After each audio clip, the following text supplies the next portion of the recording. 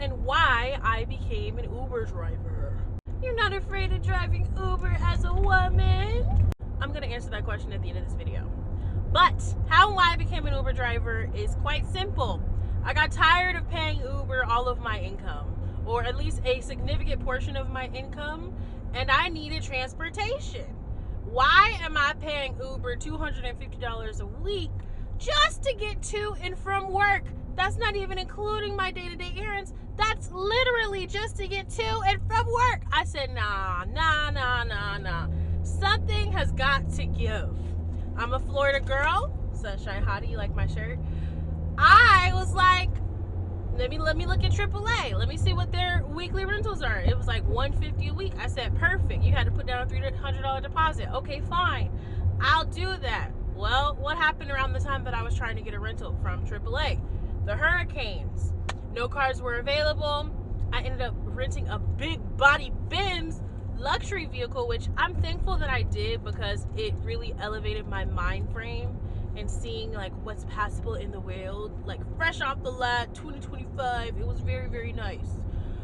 But that wasn't working for my situation. So I said AAA isn't working. Getting a car on Turo is just astronomically expensive. I know some people do long-term rentals with them. I was not in the position to be able to buy a car cash. Every single time I tried to save up for money for a cash car, something else would inevitably happen. So I said, I gotta figure something out, and I got more errands to run than to just get to and from work. I'm tired of catching the bus. I'm tired of walking. I'm tired of everything. So what did I do? I found the Uber Hertz driver program. Uber has a partnership with select rental companies where you can rent a vehicle through said company for the purpose of rideshare driving.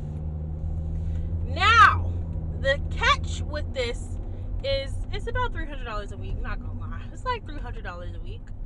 However, with paying the $300 a week, I have consistent transportation.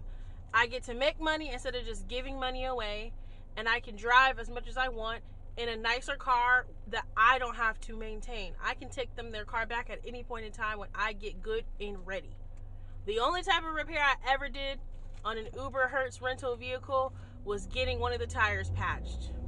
Everything else is all on them. If I got an issue with the car, it's going straight back to them. I signed up. It wasn't easy. It was actually super difficult because I was working 60, 70 hours a week, no cap. Really, genuinely. I was working so hard, so long. I would literally get off of my corporate job where I worked 10 hours and then do another 3 or 4 on the Uber app. My baby was still a she was an infant still, I believe, or in her early toddler. She's still a toddler now, but under 2 years old, we'll say.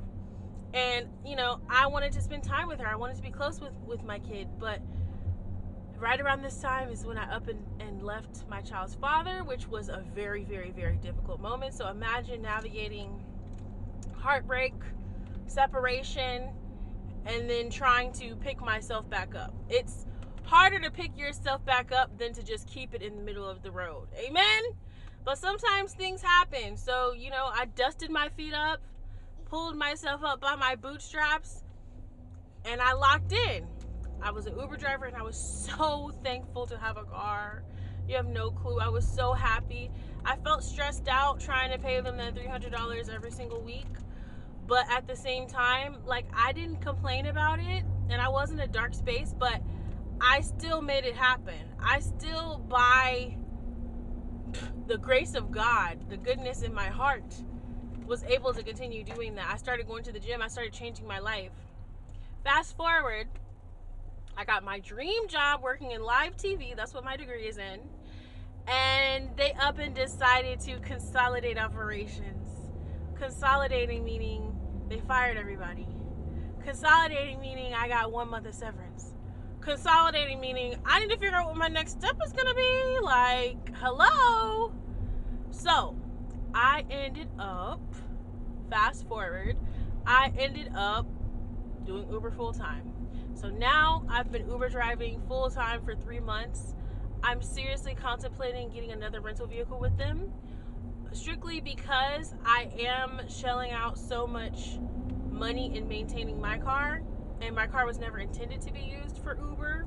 Plus, I have an extended warranty on this vehicle, and the wear and tear is absolutely brutal. So even though I have my own vehicle, I don't recommend doing Uber in your own car unless it's bought and paid for and you're willing to maintain it. In certain cases, it's certainly worth it. If I had bought a cash car to drive for Uber, that would be one thing, but this is my baby and I do not intend on destroying it for Uber. Now, am I afraid driving Uber as a woman? At the time that I became an Uber driver, I was terrified. Yes, I was terrified. I was scared, but you got to do what you got to do when you got to do it, especially if you're a single mom. The luxury of being afraid and not doing something is reserved for those that don't have responsibilities. For me, I have a mouth to feed, I have bills to pay. So that fear was quickly overcome by me getting a taser, pepper spray, a knife, situational awareness, and locking in.